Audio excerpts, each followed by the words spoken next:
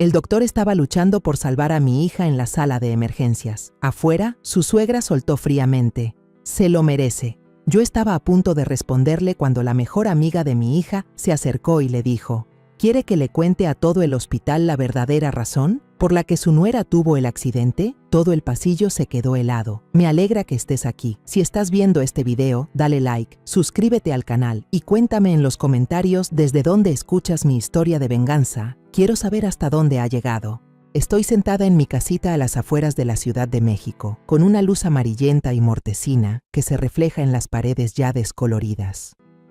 Esta noche estoy sola, doblando en silencio cada suéter para María, mi hija. Me llamó ayer con su voz de niña, quejándose de que hacía frío y que su abrigo era una telita. Sonreí, imaginando la cara de María cuando reciba estos suéteres. Seguro me abrazaría de golpe, como cuando era chiquita.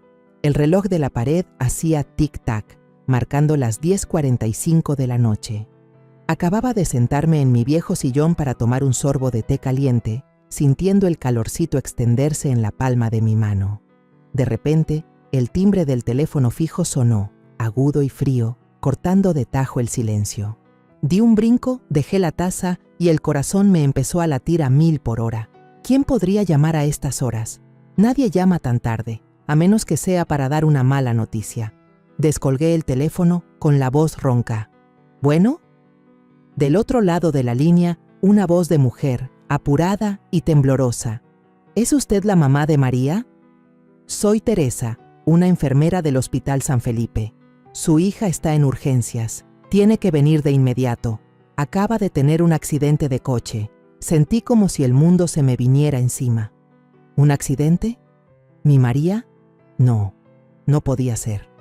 Apenas ayer me había llamado, riendo, diciendo que vendría a visitarme el fin de semana.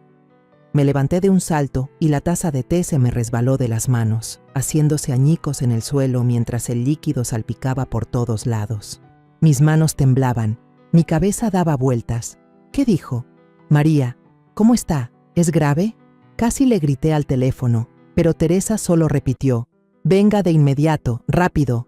Agarré el primer abrigo que encontré, con las manos temblando tanto que hasta se me cayó la cartera. Mi mente estaba en blanco. Solo podía ver la imagen de María, su sonrisa radiante, sus ojos cafés y cálidos. Tenía que llegar con ella, ahora mismo. Pero no entraba la llamada a ningún taxi. La red fallaba y el teléfono solo marcaba ocupado. Desesperada, corrí a la casa de don Enrique, mi vecino, un buen hombre. Toqué la puerta con todas mis fuerzas gritando: «Don Enrique, por favor, ayúdeme. María tuvo un accidente». Don Enrique, con su pelo canoso, abrió la puerta y al verme temblar no preguntó nada más, solo asintió: «Súbase, yo la llevo». En el camino al Hospital San Felipe iba hecha un ovillo en el asiento de atrás, con mis manos aferradas la una a la otra. Don Enrique manejaba rápido, pero para mí todo parecía ir en cámara lenta. Mi cabeza estaba llena de pensamientos horribles. ¿Y si María no la libra? No podía soportar esa idea. Ella es mi luz, mi hija consentida. Desde que mi esposo falleció hace 10 años, María siempre ha estado a mi lado, siempre haciéndome reír, sin importar lo difícil que fuera la vida. Le recé en susurros a Dios, a la Virgencita, pidiéndoles que me la cuidaran. Al llegar al hospital, me lancé hacia la sala de urgencias, casi resbalándome en el piso de mosaico brillante. El olor a desinfectante me golpeó en la nariz, y el ruido de las máquinas y los murmullos de la gente me pusieron aún más nerviosa. Un doctor, con un gafete que decía Esteban, estaba parado frente a la puerta de la sala de emergencias. Su cara estaba tensa, sus ojos llenos de preocupación. Corrí hacia él, con la voz quebrada. «¿Dónde está María? ¿Cómo está?».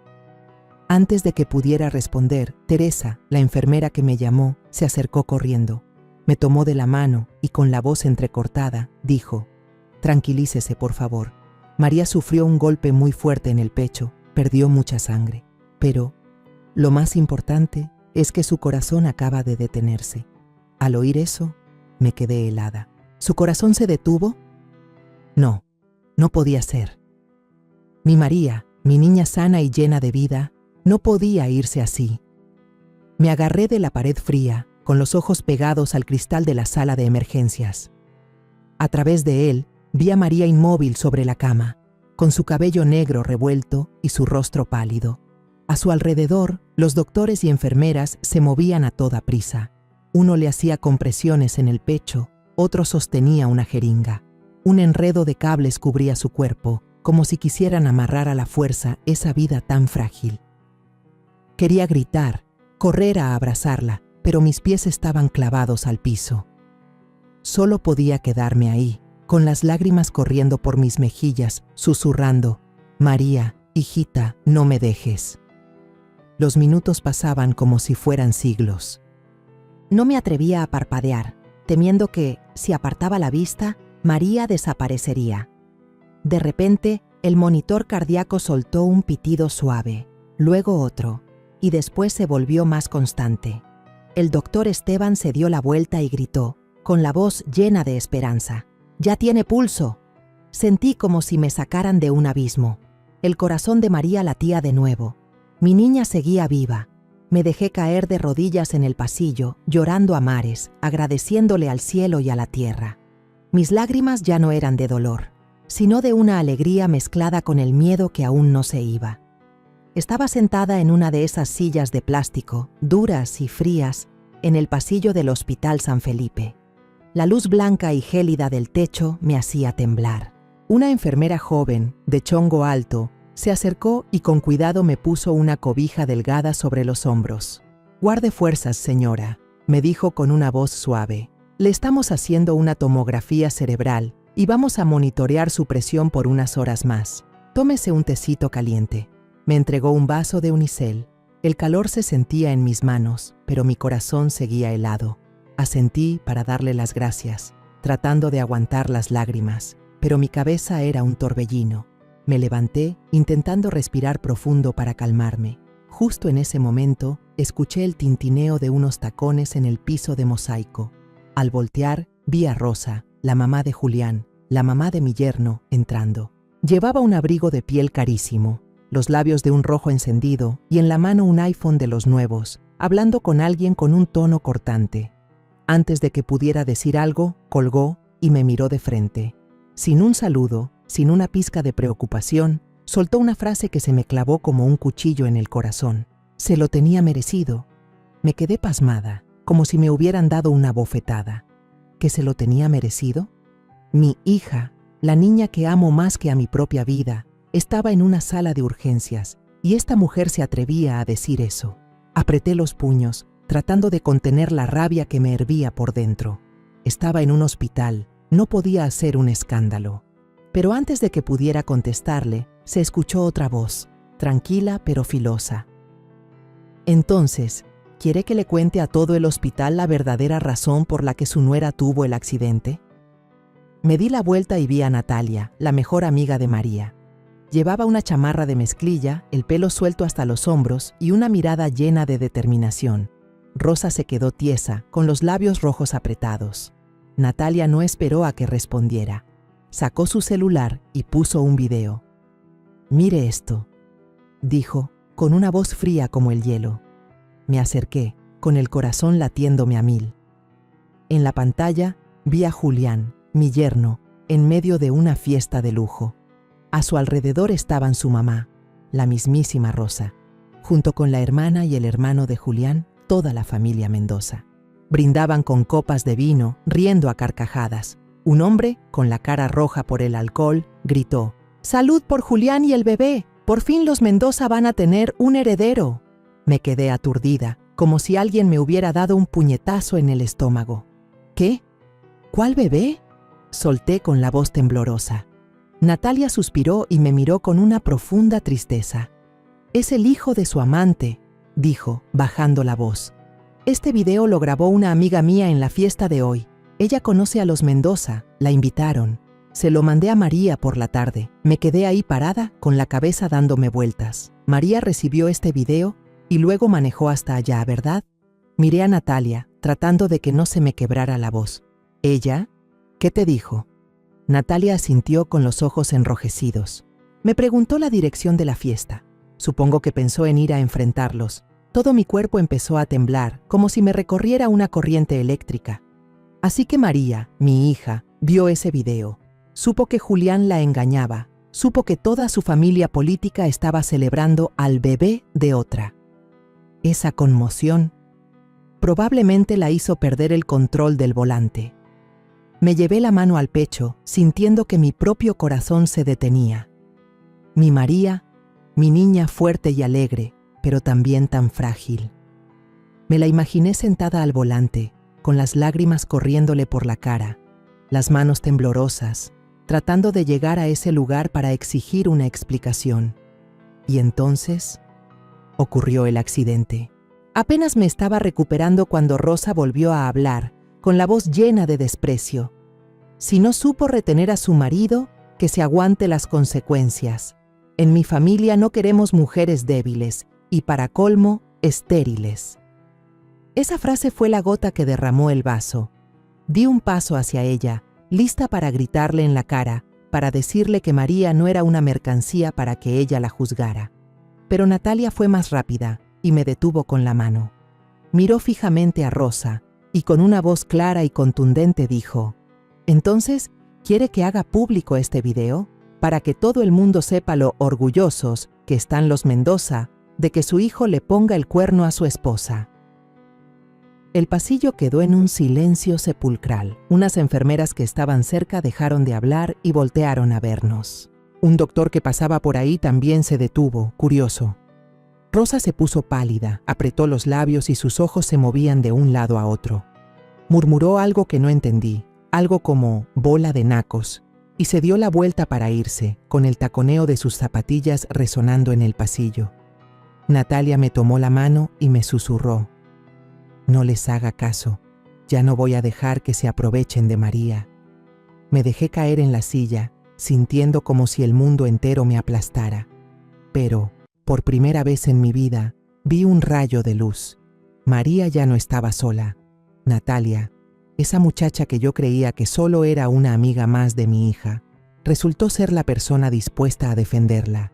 Y yo, su madre de 68 años, no podía quedarme de brazos cruzados viendo cómo pasaban las cosas. Minutos después, estaba sentada en una banca de piedra helada en el jardín del hospital, bajo la luz amarillenta de un farol que alargaba mi sombra en el suelo. Natalia me trajo aquí para alejarme de las miradas curiosas de las enfermeras y los familiares en el pasillo. La noche estaba fresca y me apreté más el rebozo viejo que traía, mientras mis manos seguían aferradas a la taza de té caliente que la enfermera Teresa me había dado. El calor de la taza no era nada comparado con el frío que me oprimía el corazón. Natalia se sentó a mi lado, en silencio, y volvió a poner el video en su celular. «Mírelo otra vez», me dijo con una voz baja pero firme, como si quisiera que enfrentara la verdad de nuevo. El video era corto, menos de 2 minutos, pero cada imagen, cada sonido, era como una cuchillada en el alma. Julián, mi yerno, de pie, con una camisa blanca impecable, levantando una copa de vino con una sonrisa radiante. A su lado, una muchacha joven, con el vientre un poco abultado, claramente embarazada. La gente a su alrededor la llamaba Lucía, con voces emocionadas. Rosa estaba justo al lado, sonriendo de oreja a oreja, e incluso se volteó para gritar con su voz chillona: «Un nieto para los Mendoza, esta vez sí es de verdad». El sonido de las copas chocando y las risas resonaban como si estuvieran celebrando una victoria. Yo miraba la pantalla con el corazón hecho un nudo. Ellos celebrando, mientras mi María estaba en una sala de emergencias, luchando cada segundo por su vida. Natalia se acercó a mi oído y me susurró: «¿Ya vio? Organizaron esta fiesta a propósito sin que María se enterara». Mi amiga me contó que hasta se dijeron entre ellos que no dejaran que María supiera nada. No podía apartar la vista de la pantalla, donde Julián, el mismo muchacho que antes me llamaba mamita con una voz melosa, abrazaba a Lucía por los hombros, sonriendo como si nada. Recordé los primeros días, cuando María me lo presentó, contándome toda ilusionada que él le había prometido amarla y protegerla toda la vida. Yo le creí, pensé que ese muchacho sería un apoyo para mi hija, y ahora ahí estaba, junto a otra mujer, mientras mi hija casi perdía la vida por el golpe que su propia familia le había dado. Apreté los puños con tanta fuerza que las uñas se me clavaron en las palmas hasta casi sangrar, pero no sentí dolor. El verdadero dolor estaba en mi corazón, donde cada puñalada de la traición se sentía más y más fuerte. María, ¿a qué hora recibió este video?, pregunté con la voz ronca, casi sin aire. Natalia revisó su celular, abriendo los mensajes. A las 12:19 del mediodía, respondió con los ojos enrojecidos. Después, María me escribió para pedirme la dirección del restaurante. Se la mandé de inmediato, pero ya no me contestó. Hice cuentas en mi cabeza. El accidente fue alrededor de la 1 de la tarde, según lo que me dijo la enfermera Teresa. Eso significaba que María, justo después de ver el video, se subió a su coche y manejó directo a la fiesta. Me la imaginé en el coche, con las lágrimas corriéndole por la cara, las manos temblorosas en el volante, la mente inundada por el dolor de la traición. Seguramente pensó en cómo iba a enfrentar a Julián, a Rosa, a toda esa familia que celebraba al nieto de los Mendoza sin ella. Solo de pensarlo sentía que me ahogaba. Natalia me tocó suavemente el hombro, con la voz temblorosa. Señora, esto no es solo una infidelidad, es un plan. Quieren sacar a María de la familia Mendoza. Levanté la vista para verla. La mirada de Natalia era firme, pero también llena de dolor. Mi amiga me contó, continuó, que a Rosa nunca le ha caído bien María, porque todavía no les ha dado un hijo. Querían que Julián tuviera otra esposa, una que sí pudiera darles un nieto. Lucía fue la elección de Rosa. Las palabras de Natalia fueron como echarle gasolina al fuego que ardía dentro de mí. ¿Un plan? ¿Habían planeado sacar a mi hija de la vida de Julián, como si María fuera un objeto que ya no servía, algo indigno? Recordé las veces que María me llamaba, con la voz triste, contándome que Rosa siempre la comparaba con las amigas de Julián, que siempre la criticaba por no saber cómo retener a su marido. Yo le decía, no les hagas caso, hija, tú solo vive tu vida bien, pero ahora me daba cuenta de lo tonta que fui. Vivir bien no es suficiente, nunca es suficiente cuando te enfrentas a tanta crueldad. Ya entendí, Natalia, le dije, con la voz temblorosa pero firme.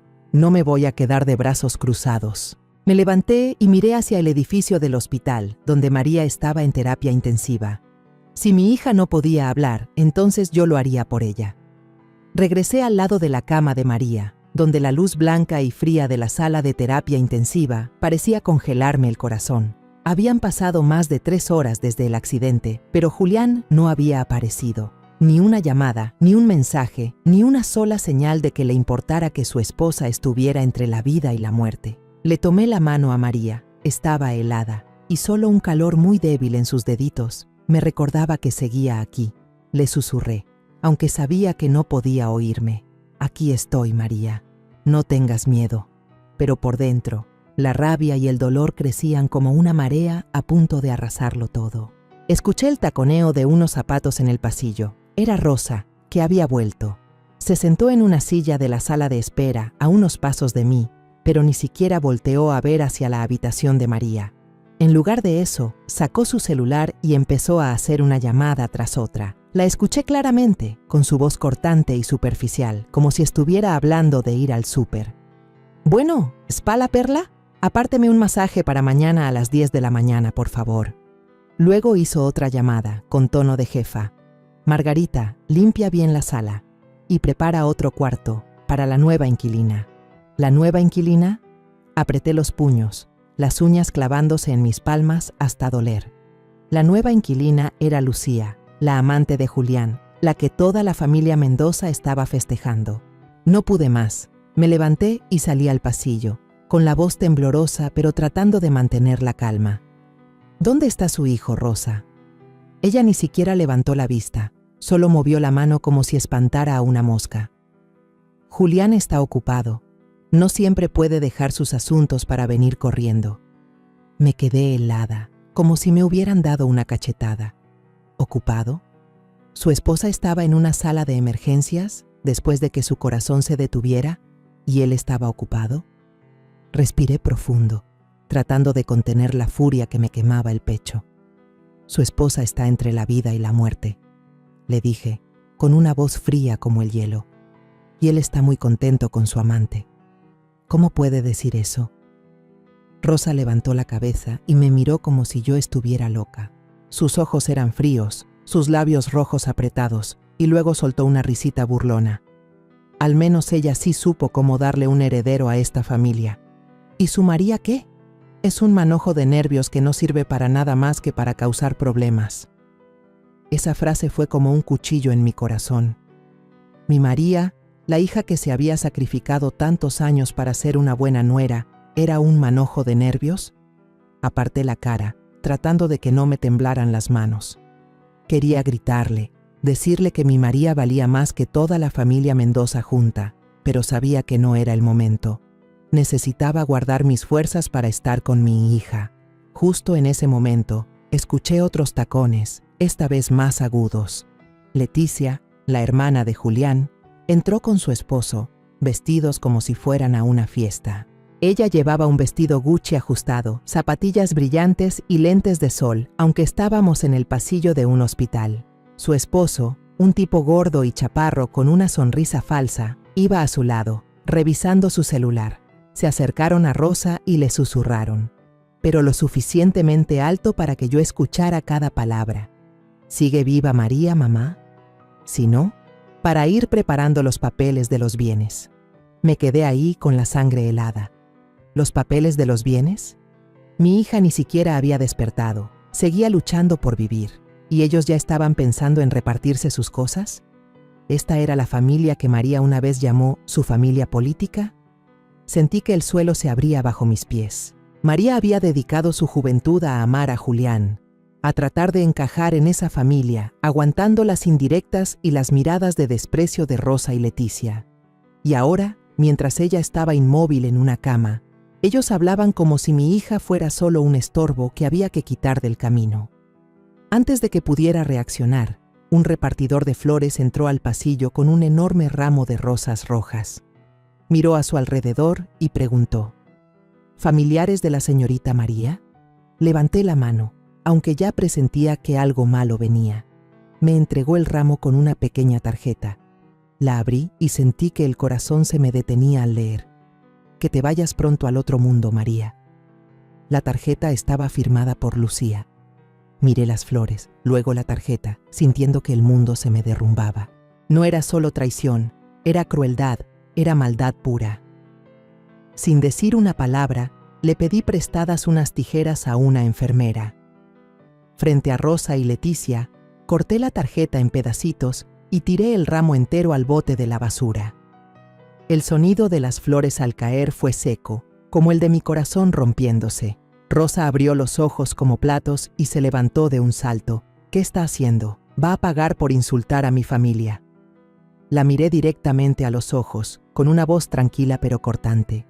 No, los que van a pagar son ustedes, por haberle hecho esto a mi hija. Me di la vuelta y caminé hacia la habitación de María, apretando en mi mano el celular de Natalia, donde todavía estaba guardado aquel video. Esa noche no volví a casa. Después de lo que pasó en el hospital, no podía alejarme de María, ni siquiera para dormir un poco. Me acurruqué en la silla de plástico dura de la sala de espera, con la cobijita que me dio la enfermera Teresa, que no era suficiente para quitarme el frío que sentía por dentro. A la mañana siguiente apareció Natalia. Me trajo mi bolsa, algunas cosas personales y un tamal caliente, cuyo olor a maíz me recordó los días en que le preparaba tamales a María cuando era niña.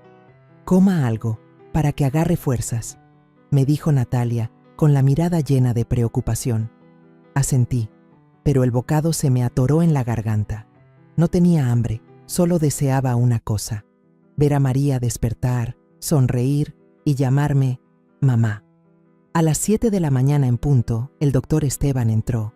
Su voz era suave pero seria. María está estable por ahora, doña Carmen. Todavía no puede despertar, pero ya tiene reflejos neurológicos. Es una buena señal. Al escucharlo, sentí que se me llenaban los ojos de lágrimas. Estable.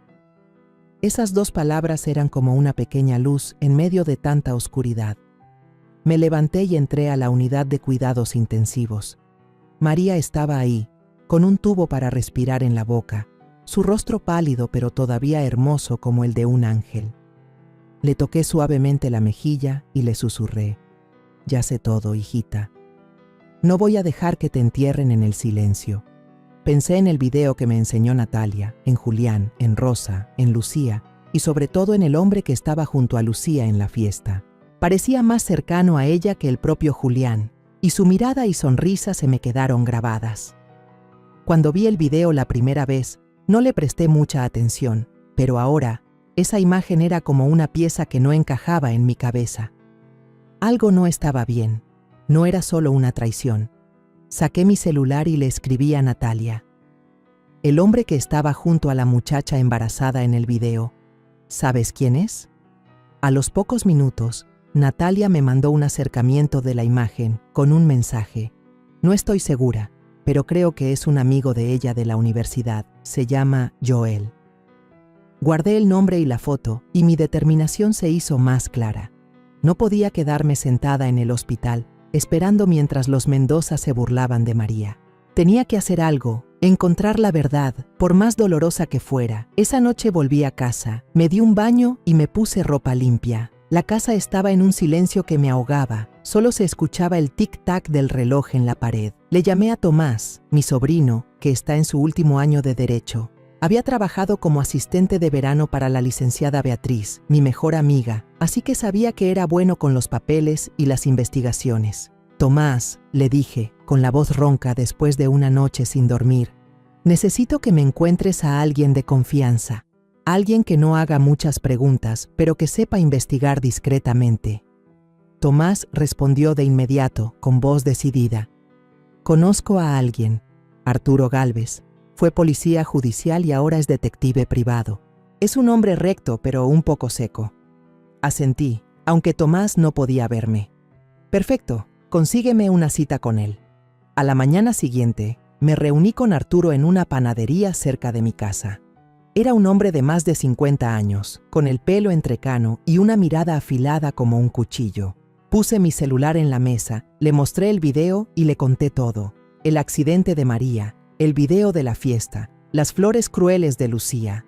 Le señalé la foto del hombre llamado Joel. «Quiero saber quién es este hombre», le dije con voz firme. «¿Cuál es su relación con la muchacha embarazada? Y si hay pruebas, quiero fotos, videos, lo que sea». Arturo levantó una ceja y asintió. «¿Hasta dónde quiere llegar con la investigación?». Lo miré directamente a los ojos. «Hasta el final. Necesito la verdad». Arturo aceptó el caso. Le di 2 millones de pesos de adelanto, los ahorros que había juntado para regalarle a María cuando tuviera un bebé el próximo año. Era todo lo que tenía, pero no dudé ni un segundo. Si ese dinero podía ayudarme a proteger a mi hija, valía cada centavo. Arturo guardó el dinero y prometió llamarme cuando tuviera algo. Salí de la panadería con el corazón pesado, pero también un poco más ligero. Ya había empezado, aunque fuera con un pequeño paso. De camino al hospital, decidí pasar por la casa donde vivían Julián y María. Yo tenía una llave, porque a menudo iba a limpiar y a cocinar para ayudar a mi hija. La casa estaba en silencio, no había nadie. Me puse unos guantes, una costumbre de mis días trabajando en el taller de costura para no dejar huellas.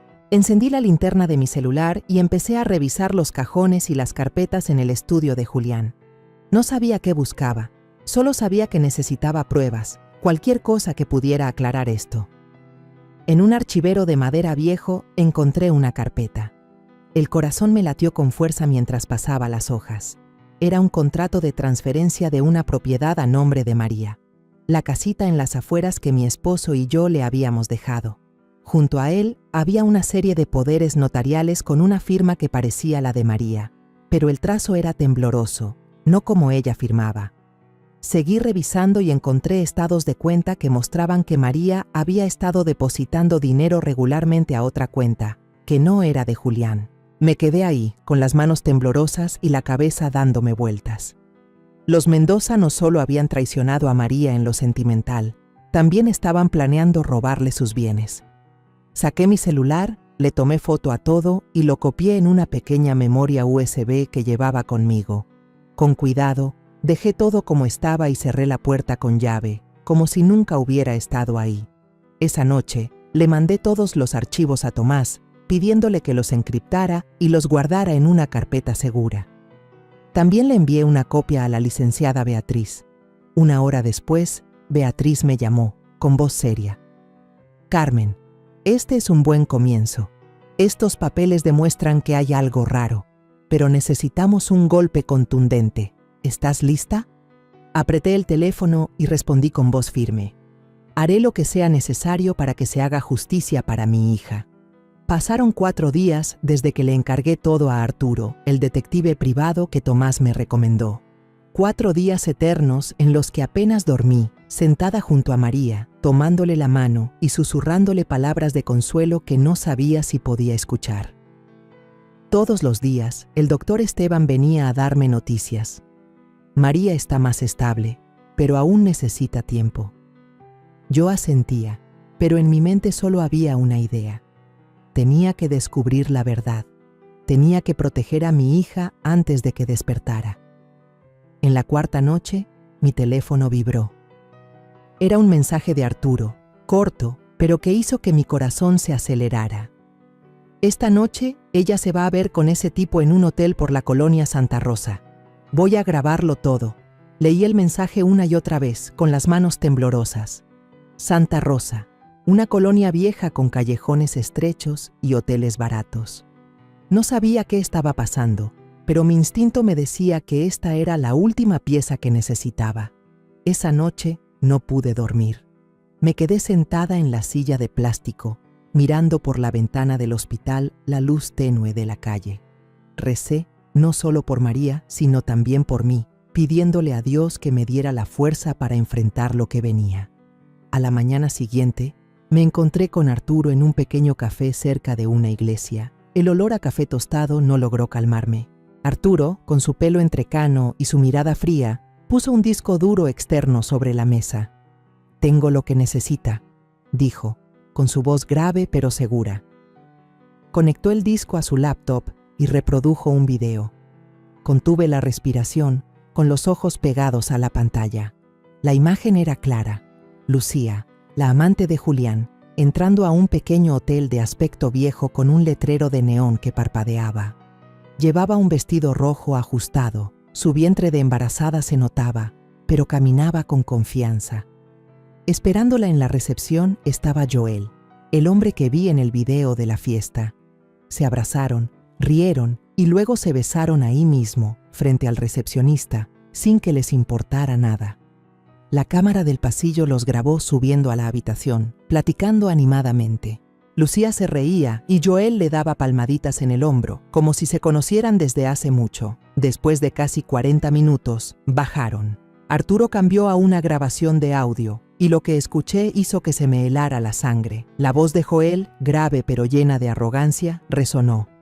«Toda la familia Mendoza es una bola de idiotas. Creen que este bebé es de su sangre. Nadie sabe que es mi hijo». Lucía soltó una carcajada, su voz aguda. «Que lo mantengan ellos.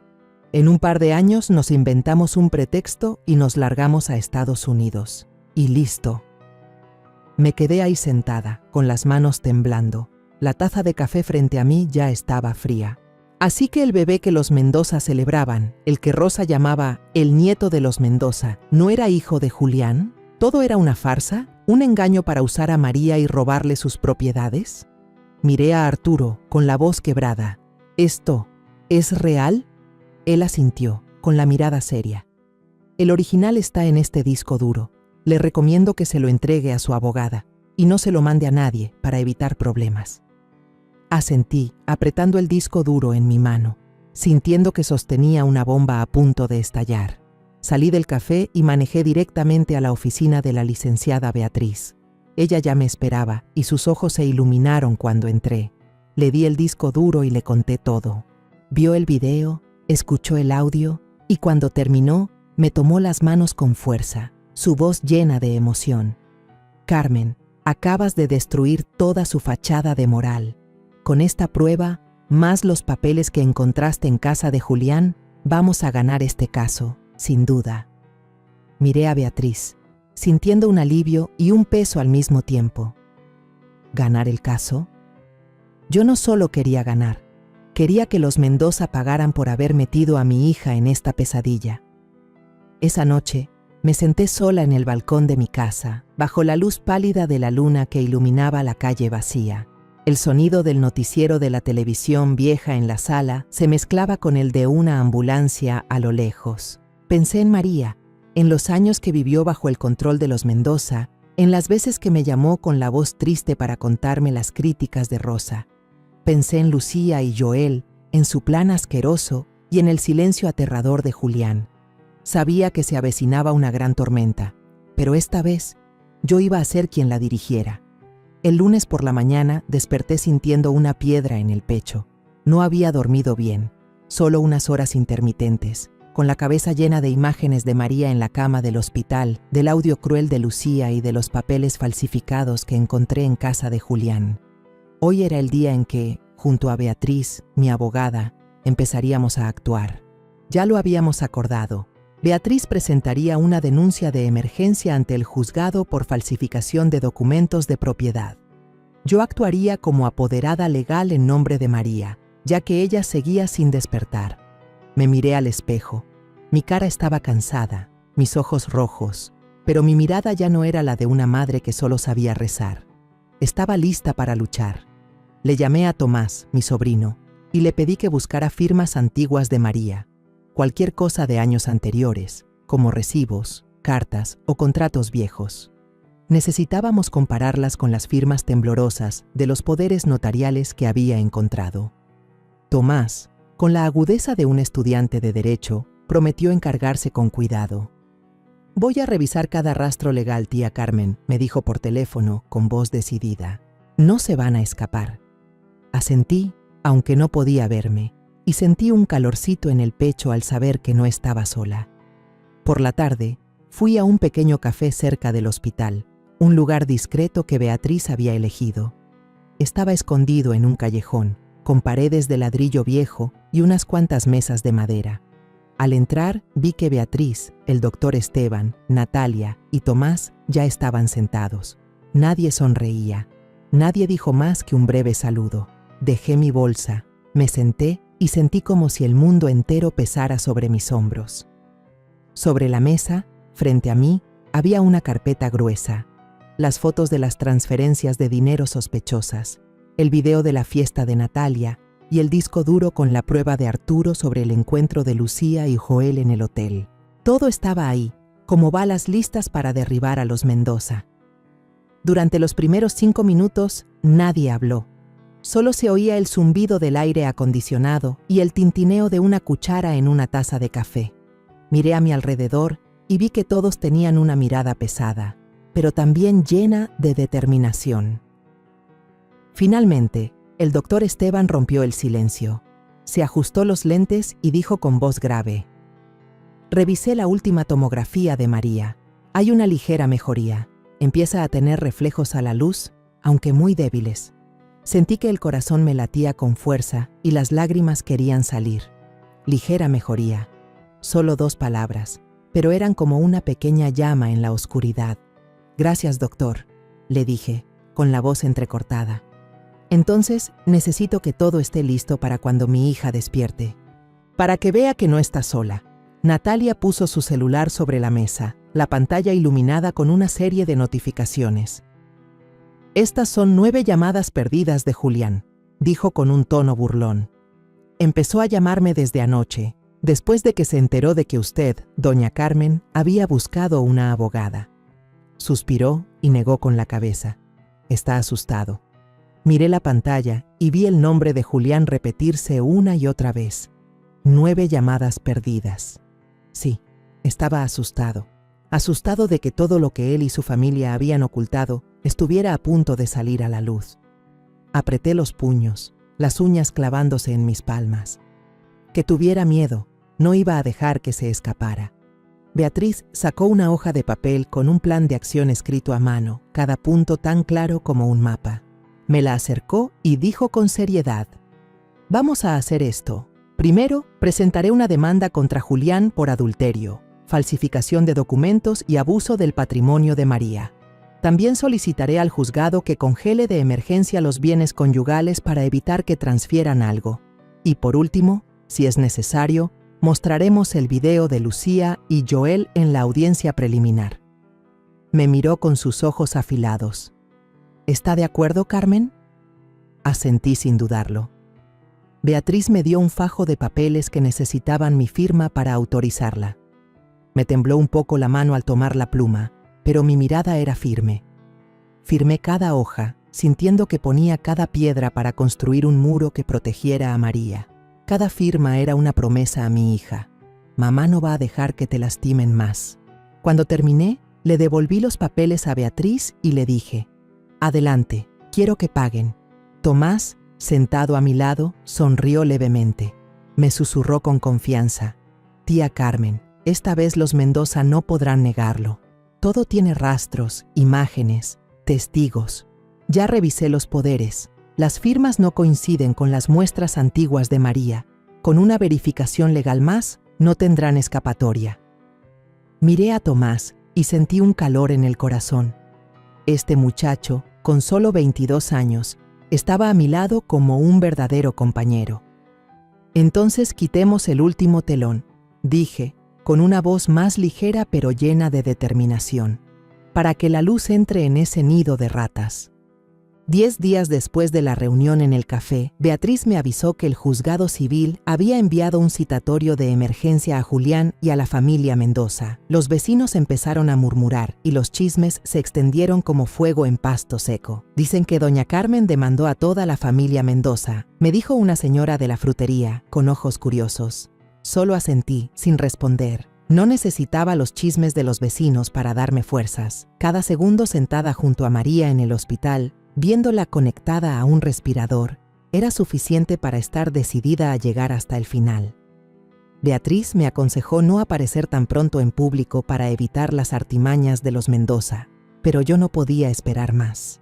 Quería enfrentar a Julián en el lugar donde se sentía más seguro. Su empresa, donde María había sido directora de proyectos antes de que la obligaran a renunciar de forma sospechosa. Quería que supiera que yo ya no era la viejita que solo lloraba y rezaba. Esa mañana me puse una blusa negra de manga larga, mi bolsa de piel café. Me recogí el pelo en un chongo y me maquillé un poco para ocultar las arrugas del cansancio. Me miré al espejo y vi a una mujer de 68 años, pero con una mirada afilada como un cuchillo. Beatriz y Tomás me acompañaron, como dos fieles guardias. Llegamos al edificio corporativo de Julián, una imponente torre de cristal en el corazón de la Ciudad de México. La joven recepcionista, de pelo rubio y sonrisa forzada, intentó detenernos. ¿Tiene cita, señora?, preguntó, con la voz algo temblorosa. No le respondí, solo le mostré la tarjeta de Beatriz y dije con frialdad: venimos a hablar sobre la falsificación de los poderes notariales a nombre de esta oficina. La chica miró la tarjeta, abrió los ojos de par en par y rápidamente marcó un número. El gerente de piso apareció al instante, pálido, y tartamudeó: pasen a la sala de juntas, por favor. Caminé con la cabeza en alto, sintiéndome la dueña del lugar. 15 minutos después, Julián entró en la sala. Llevaba un traje gris, pero su rostro estaba desencajado, la mandíbula tensa, las manos en los bolsillos como si quisiera ocultar su nerviosismo. Me miró y forzó una sonrisa como si fuera una broma. ¿Qué hace aquí, doña Carmen? María ni siquiera ha despertado y usted ya está pensando en los papeles. Su tono me hizo hervir la sangre, pero no le contesté. Solo le hice una seña a Beatriz y ella abrió su portafolio, poniendo sobre la mesa de cristal, una por una, todas las pruebas. El video de la fiesta de Natalia, el video del hotel de Lucía y Joel con el audio claro, los estados de cuenta que mostraban el desvío de dinero de María y el contrato falsificado a nombre de mi hija. Julián se puso pálido, sus manos temblaban mientras revisaba los documentos. Rosa y Leticia, que ya estaban en una esquina de la sala, no podían ocultar su desconcierto. Rosa apretó los labios y Leticia evitaba mi mirada, aferrándose a su bolso Gucci. Beatriz habló, su voz cortante como una navaja. No venimos a pedir permiso, Venimos a informarles que doña Carmen es la representante legal de María y que todos estos actos de falsificación se harán públicos en el juicio la próxima semana. Deberían irse preparando. Miré a Julián directamente a los ojos, mi voz tranquila pero cargada de fuerza. Mi hija no está muerta, solo está esperando a que la red de la justicia se cierre. Él abrió la boca para decir algo, pero no le salió ninguna palabra. Rosa, detrás de él, no aguantó más e intervino. «Usted no es nadie en este asunto. ¿Cree que puede contra los Mendoza?» Me giré hacia ella, con la mirada firme. «Soy la madre de María», dije, cada palabra como un clavo en la madera.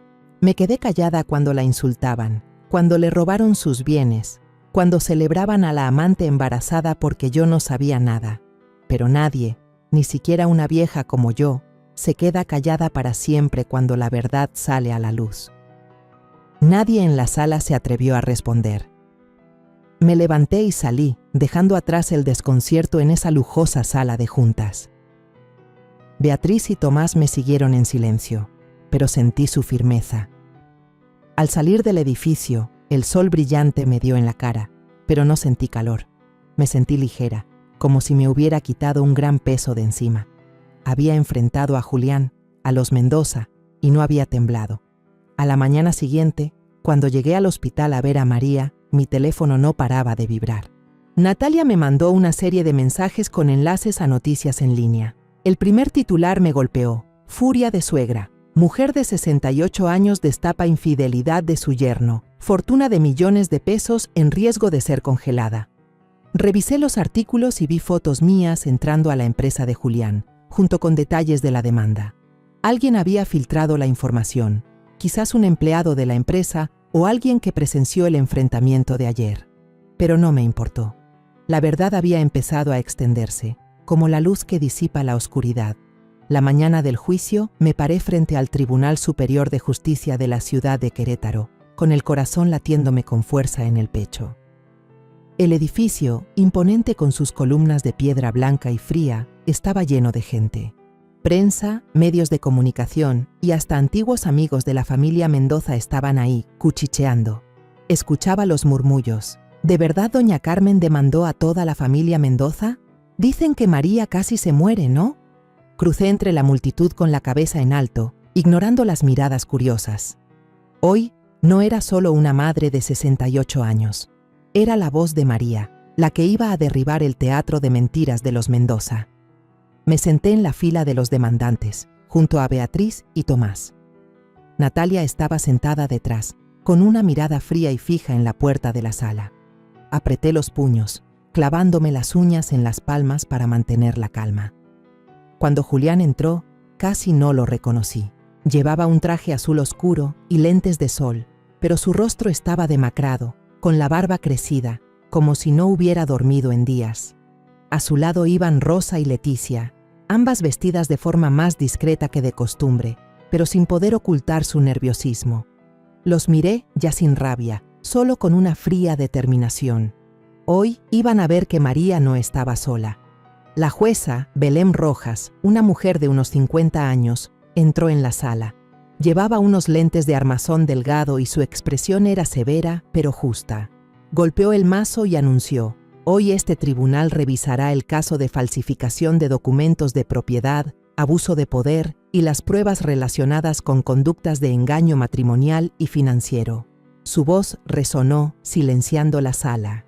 Respiré hondo, sintiendo que todo lo que había hecho, las noches sin dormir, la búsqueda de papeles, el enfrentamiento en la empresa, me había llevado a este momento. Beatriz se puso de pie, su voz suave pero potente. Su señoría, no represento a una simple clienta. Represento a una joven que yace inconsciente en una unidad de cuidados intensivos por presiones que no se pueden expresar con palabras. Y hoy, su madre, la señora Carmen Aguilar, será la voz que ella aún no puede usar. Sentí que se me llenaban los ojos de lágrimas, pero me contuve, con la vista fija en Beatriz. Ella le hizo una seña al personal del tribunal, y el video de la fiesta de Natalia se proyectó en una pantalla grande. Las imágenes de Julián, Rosa, Leticia y Joel aparecieron nítidas, sus risas resonando, la voz de Rosa gritando, «Un nieto para los Mendoza». Cuando el video terminó, la sala quedó en silencio. Me giré hacia Rosa, mi voz tranquila pero cortante. «¿Usted dijo que mi hija se lo tenía merecido? Mientras ocultaba esta terrible verdad». El abogado de Julián, un hombre de mediana edad con un traje caro, se levantó para objetar. «Este video podría estar manipulado, editado. Solicitamos que el tribunal verifique su autenticidad». Pero Beatriz no se inmutó. Presentó un peritaje de la policía, junto con los datos crudos extraídos de la cámara del hotel, sin editar. Luego, reprodujo el audio de la conversación entre Lucía y Joel. La voz de Joel resonó, fría y arrogante. «Toda la familia Mendoza es una bola de idiotas. Creen que este bebé es de su sangre. Nadie sabe que es mi hijo». La risa de Lucía se mezcló, aguda como un cuchillo. «Que lo mantengan ellos. En un par de años nos largamos a Estados Unidos y listo». El rostro de Julián se puso lívido. Agachó la cabeza, aferrándose al asiento. Rosa y Leticia se miraron, aterradas. La sala estaba en un silencio sepulcral. Solo se oía la respiración agitada de algunos. Beatriz continuó, su voz cada vez más afilada. «También tenemos los documentos financieros, estados de cuenta de la señorita María que muestran retiros constantes a una cuenta no identificada que se sospecha pertenece a la señorita Lucía. Y aquí», dijo, levantando el peritaje de firmas, «el poder notarial para transferir las propiedades de la señorita María fue falsificado. La firma no coincide con las muestras antiguas». La jueza Rojas se ajustó los lentes y miró fijamente a Julián. La señorita María estaba al tanto de estas transferencias. Me levanté, aunque Beatriz me hizo una seña para que me calmara. Pero no podía quedarme callada. «Su señoría», dije, con la voz temblorosa pero firme. «Mi hija se enteró solo después de recibir ese video. Se subió a su coche esa noche, con la intención de ir a la fiesta para enfrentarlos y, lamentablemente, tuvo un accidente en el camino. Ese día, mi hija tuvo muerte clínica. Pero sigue viva, porque aún no ha podido decir su última palabra». La sala quedó en completo silencio. Una reportera en la fila de atrás se secó discretamente una lágrima. Miré a mi alrededor y vi en los ojos de extraños una mirada de compasión. No dije más, solo me senté y tomé la mano de Beatriz. Ella me la apretó suavemente, como diciéndome que lo había hecho bien. Beatriz continuó solicitando al tribunal el congelamiento de emergencia de todos los bienes usurpados relacionados con Julián y Rosa para proteger los derechos de María. La jueza Rojas asintió y declaró: «El tribunal aprueba la solicitud de congelamiento temporal. La audiencia pública se llevará a cabo en 2 semanas». Cuando la sesión terminó, me levanté y salí de la sala. Antes de irme, miré a Julián una última vez. Tenía la cabeza gacha, sin atreverse a mirarme. «Una vez te quise como a un hijo», le dije, con la voz baja pero clara, «pero ahora paga por lo que hiciste». Él no respondió, solo agachó más la cabeza. Rosa y Leticia lo sacaron a toda prisa, pero yo sabía que ya no tenían escapatoria. Una semana después de la primera audiencia, yo seguía sentada junto a la cama de María, como todos los días durante las últimas 3 semanas. El sol de un domingo por la mañana se colaba por la persiana, iluminando el rostro pálido de mi hija. Con una toalla húmeda, le limpiaba suavemente las manos, como lo hacía cuando era niña y le daba fiebre. Sus manos estaban frías, pero sentí un calorcito débil, como un recordatorio de que seguía luchando. Le susurré: «Tienes que ser fuerte, María. Mamá está aquí, no me voy a ir». Mientras le limpiaba la mano, de repente sentí que sus dedos se movían ligeramente, como si intentaran agarrar mi mano. Me sobresalté, el corazón me latió con fuerza y llamé a la enfermera. «Teresa, ven rápido. María». Se movió. 5 minutos después, el doctor Esteban entró. Su rostro era serio, pero sus ojos se iluminaron al revisarla. Me puso una mano en el hombro y dijo con suavidad: «Sus reflejos naturales han vuelto. Podría despertar en las próximas horas». Al oírlo, las lágrimas brotaron. pero no de dolor. Por primera vez en muchos días sentí una esperanza real. Me quedé ahí, sin moverme, con los ojos fijos en María. Conté cada segundo, cada minuto, rezando para que abriera los ojos. A las 4:20 de la tarde, como un milagro, María abrió lentamente los ojos. Sus ojos cafés, débiles pero aún brillantes, me miraron directamente. Rompí a llorar y le apreté la mano. «Aquí estoy, María. Ya estoy aquí, mi amor». Mi voz se quebró, las lágrimas corrían, pero no me importaba. Mi María había vuelto. Me miró. Sus labios se movieron un poco, intentando decir algo. Me acerqué y escuché la primera frase que susurró. «Me traicionó, ¿verdad, mamá?». Su pregunta fue como un cuchillo en mi corazón. Asentí. Las lágrimas volvieron a salir, pero no le oculté nada. Le conté todo lo que había pasado en esas 3 semanas. El video de la fiesta de los Mendoza, la crueldad de Rosa, las flores malvadas de Lucía y el audio de Lucía y Joel. Le hablé de los papeles falsificados, del enfrentamiento en la empresa de Julián y de la audiencia en el tribunal. María escuchaba, con los ojos enrojecidos, pero no lloró. Solo me apretó la mano con fuerza, como buscando un ancla. Al día siguiente, el doctor Esteban le permitió hablar durante 10 minutos, para no forzarla. Entramos a la habitación Beatriz, Natalia y yo. María estaba recargada en unas almohadas, su rostro aún pálido pero con más vida en la mirada. Miró a Natalia y dijo en voz baja: «Gracias, Natalia. Si no fuera por ti, no me habría enterado de nada». Natalia sonrió, con los ojos llorosos. «Solo hice lo correcto, María». Luego se giró hacia mí y susurró: «No recuerdo nada después de ver el video. Solo recuerdo que me subí al coche y luego vi las luces de otro carro muy fuertes. Después, nada». Le tomé la mano, tratando de contener las lágrimas. Beatriz, con su profesionalismo, le explicó brevemente el proceso legal. Luego miró a María directamente y le preguntó: «María, ¿quieres continuar con la demanda como la titular? Tu mamá ha hecho mucho, pero ahora tú tienes el derecho de decidir». María se quedó en silencio un momento. Las lágrimas corrían por sus mejillas. Luego asintió, su voz firme aunque débil. «Me quitaron todo, mi amor, mi confianza, mi dinero. Ya no puedo más». Al escuchar a María, sentí una nueva fuerza dentro de mí. Ya no era la muchacha frágil que me llamaba llorando para contarme las críticas de Rosa. Mi María había vuelto y estaba lista para luchar. Unos días después, la pasaron a un cuarto normal. Le compré una bata de dormir nueva, de color rosa pálido con encaje blanco, su color favorito desde niña. Cuando la ayudé a ponérsela, María sonrió por primera vez en muchos días. «¿Todavía te acuerdas de mi color favorito, mamá?», dijo, con la voz entrecortada. La abracé y le susurré: «Me acuerdo de todo lo que tiene que ver contigo, María».